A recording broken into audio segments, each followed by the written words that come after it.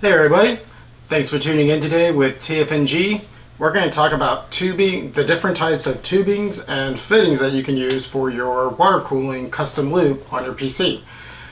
As you know, last video I showed how, last couple videos was about the radiators and fans and how to clean your radiators. So this is the next important part. And so, as we know, I'm going to be doing acrylic. That's what this is, and then that is one type. Then there's PETG.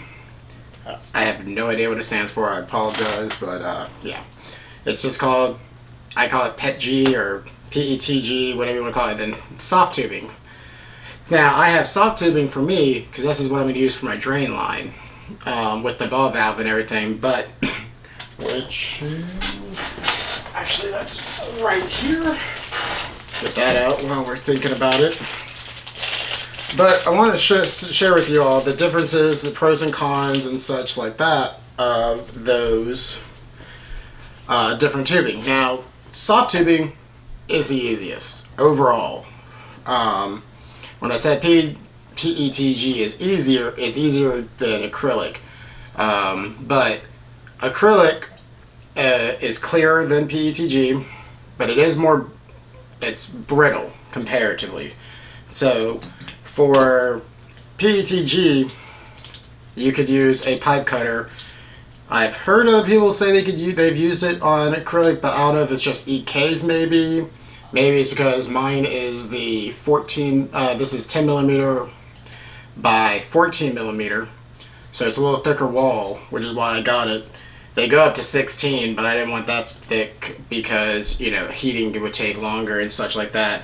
But with PETG, you can use pipe cutter or even this type of PVC cutter, which same thing you would use on real easily. Just crank it down, cut it where you need to, and so that's where it makes it a little easier. But I went with two different styles for the for cutting, and this is from Alpha Cool.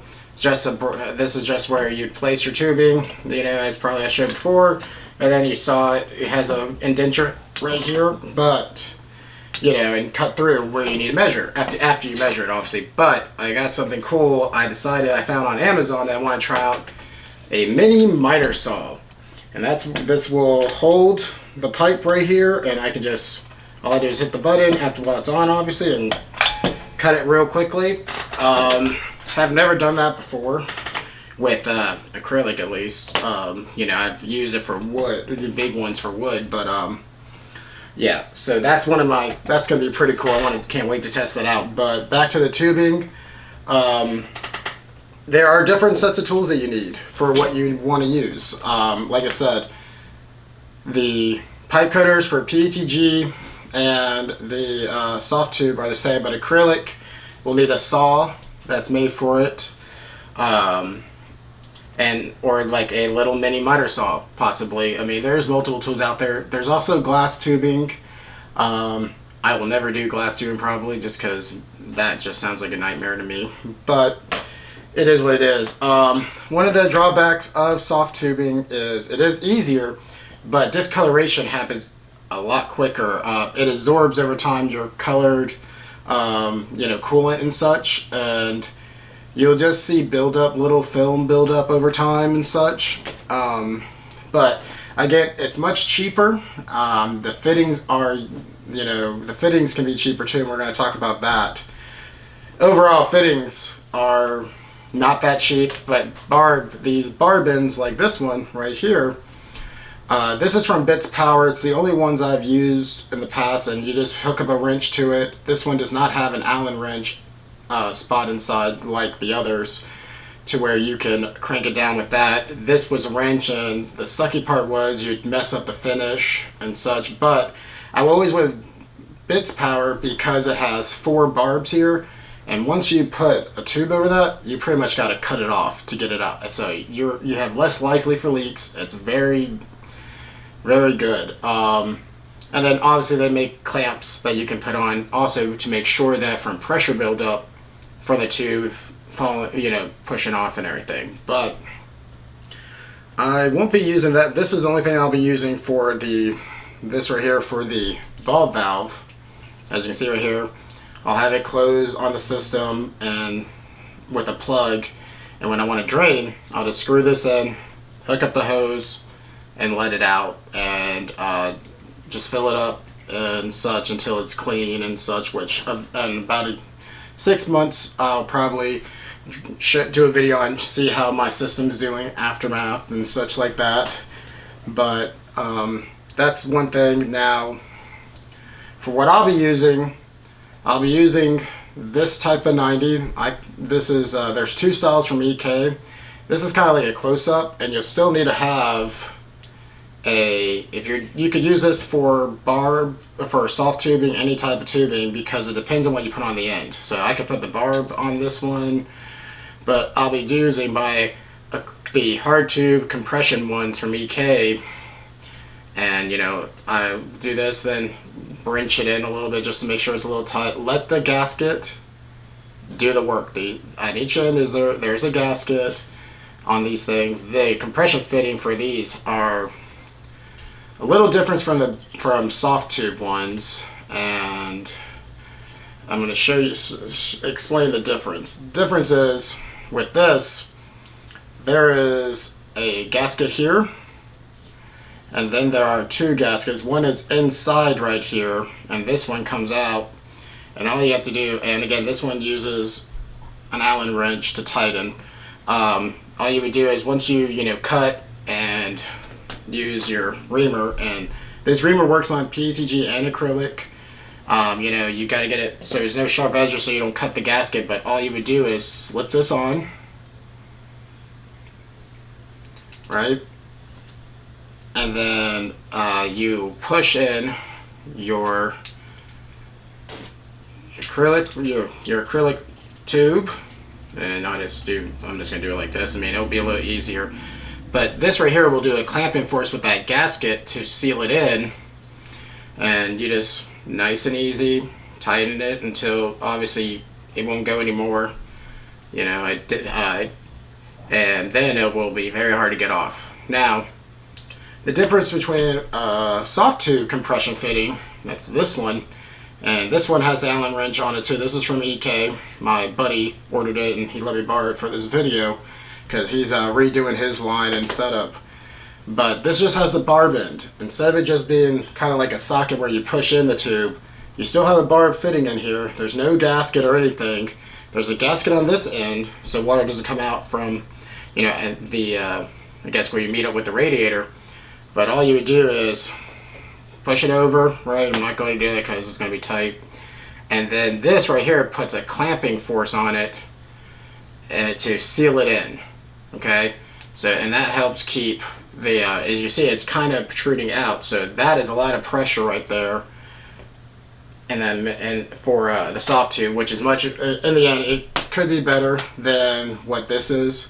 I mean, they make some short ones which it only has like one barb.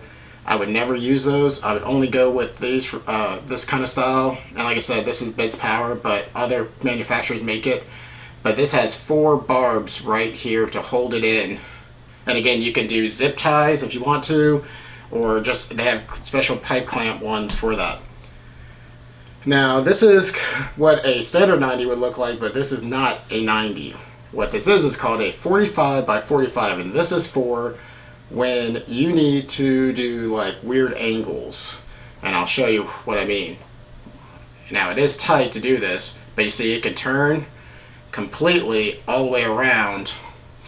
And they have a tendency where this can leak right here, but I have not had that issue.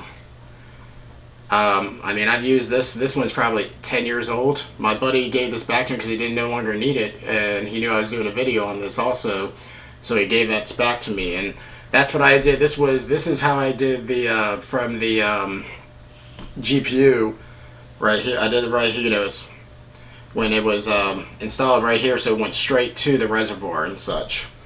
So that's really it about, I mean, there's various other fittings. We know that I use this for the filling the radiator. This is just a quick one. This is just some silicone, guess, or rubber you want to call it. And this is just for a quick, easy funnel, which makes a load of a difference. I'm happy I bought this one.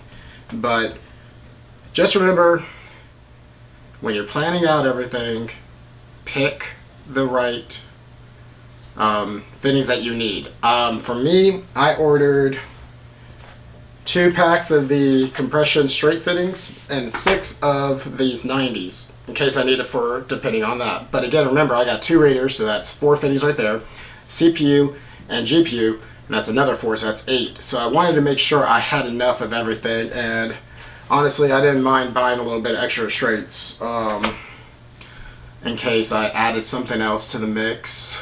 It doesn't matter. But also, remember, also that's 8 there, but then I have the reservoir pump combo, so that's going to take up at least 2 right there, and then at the bottom to divert the flow of water, and then depending on what I want to do for the top and such. So that's why I ordered a little bit. Always order extra. Worst case, if you can, send it back, not a big deal. But you know, I don't mind. I'm not going to send anything back. I'm going to keep these extras in case I do another build and such. So it's no worries here for me, and it might not be for you if you're okay with doing it. But you know, this right here I think was $10 to $12, like $10. I know this 45 was like $15 back then when I ordered this. These are like $3.